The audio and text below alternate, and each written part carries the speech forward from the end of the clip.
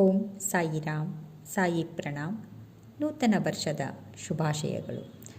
ಅಪ್ಪ ಸಾಹೇಬರ ಕುದುರೆಗೆ ಬಹಳ ಕಾಯಿಲೆಯೂ ಆದುದರಿಂದ ಅವರು ಬೀವಂಡಿಯಿಂದ ಕೆಲಸಕ್ಕಾಗಿ ಮುಂದೆ ಪ್ರಯಾಣ ಮಾಡಲಾಗಲಿಲ್ಲ. ಆದುದರಿಂದ ಅವರು ಮನೆಗೆ ಹಿಂತಿರುಗಿದರು. ಪತ್ನಿಯಿಂದ ಫಕೀರನ ವಿಷಯವೆಲ್ಲವನ್ನೂ ತಿಳಿಯಿತು.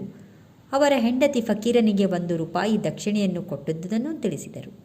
ಆಗ ಅಪ್ಪ, ನಾನಿದ್ದರೆ 10 ರೂಪಾಯಿಗಳಿಗಿಂತ ಕಡಿಮೆ ದಕ್ಷಿಣೆಯನ್ನು ಕೊಡುತ್ತಿರಲಿಲ್ಲ. ಆಗ ಅಪ್ಪ, ನಾನಿದ್ದರೆ ಹೀಗೆಯೂ ಆಗುತ್ತಿತ್ತೆ. ಕೂಡಲೇ ಆಹಾರವನ್ನು ಕೂಡ ತೆಗೆದುಕೊಳ್ಳದೆ ಫಕೀರನನ್ನು ಹುಡುಕಲು ಹೊರಟರು. ಅವನು ಸಿಗಲಿಲ್ಲ. ಬರಿಯ ಹೊಟ್ಟೆಯಲ್ಲಿ ಪರಮಾತ್ಮನ ಅನ್ವೇಷಣೆ ಮಾಡಬಾರದೆಂದು ಬಾಬಾ ಹೇಳಿದ್ದು ಅವರು ಸ್ಮರಿಸಿಕೊಂಡರು. ಕಾರಣ, ಊಟವಾದ ನಂತರ ಕುಲಕರ್ಣಿಯವರು ವಿಹಾರಕ್ಕೋಸ್ಕರ ತಮ್ಮ ಸ್ನೇಹಿತ ಚಿತ್ರೆಯರೊಡನೆ ಹೊರಟರು.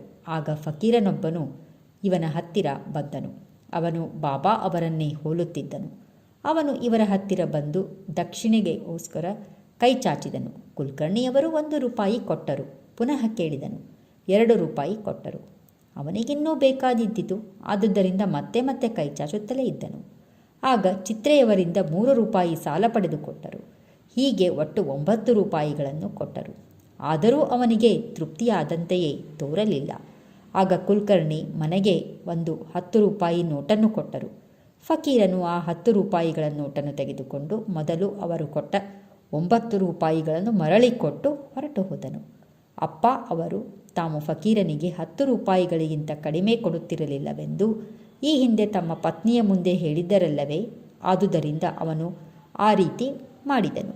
ಇಲ್ಲಿ 9 ಅಂಕಿಯು ಅರ್ಥಗರ್ಭಿತವಾಗಿದೆ. ಇದು ನವರಸಗಳ ಭಕ್ತಿಗಳ ಪ್ರತೀಕ. ಬಾಬಾ ಅವರು ತಮ್ಮ ಕೊನೆಯ ಕಾಲದಲ್ಲಿ ಲಕ್ಷ್ಮೀಬಾಯಿ ಸಿಂಧೆಯವರಿಗೆ 9 ರೂಪಾಯಿಗಳನ್ನು ಕೊಟ್ಟಿದ್ದುದನ್ನು ಈ ಸಂದರ್ಭದಲ್ಲಿ ಗಮನಿಸಬಹುದು. ಅಪ್ಪ ಸಾಹೇಬರು ಉದಿಯ ಪೊಟ್ಟಣವನ್ನು ಬಿಚ್ಚಿ ನೋಡಿದರು. ಅದರಲ್ಲಿ ಹೂವು ಮತ್ತು ಅಕ್ಷತೆಗಳು ಇದ್ದವು. ಕೆಲವು ಕಾಲದ ನಂತರ ಅವರು ಶಿರಡಿಗೆ ಹೋದಾಗ ಬಾಬಾ ಅವರು ಒಂದು ಕೂದಲ ಎಳೆಯನ್ನು ತೆಗೆದುಕೊಂಡು ಬಂದು ಅವೆಲ್ಲವನ್ನು ಒಂದು ತಾಯಿತದಲ್ಲಿ ಹಾಕಿ ತೋಳಿಗೆ ಕಟ್ಟಿಕೊಂಡರು. ಆಗ ಅವರಿಗೆ ಉದಿಯ ಶಕ್ತಿಯ ಅರಿವು ಆಯಿತು. ಅವರು ಬಹಳ ಸಮರ್ಥರಿದ್ದರೂ ಅವರಿಗೆ ಮೊದಲು 40 ರೂಪಾಯಿ ಸಂಬಳ ಮಾತ್ರ ದೊರಕುತ್ತಿತ್ತು.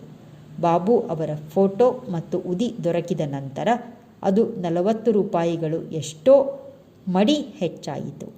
ಪ್ರಾಪಂಚಿಕ ಸುಖದ ಜೊತೆಯಲ್ಲಿ ಅವರ ಆಧ್ಯಾತ್ಮಿಕ ಬೆಳವಣಿಗೆಯೂ ಆಯಿತು.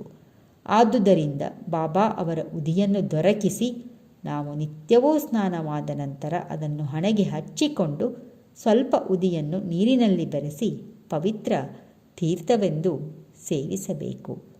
ಓಂ ಸಾಯಿರಾಮ್, ಸಾಯಿ ಪ್ರಣಾಮ್. ಈ ಭಾಗವು ಮೊದಲ ಭಾಗದಿಂದ ಮುಂದುವರೆದ ಭಾಗ ಆಗಿರುತ್ತದೆ.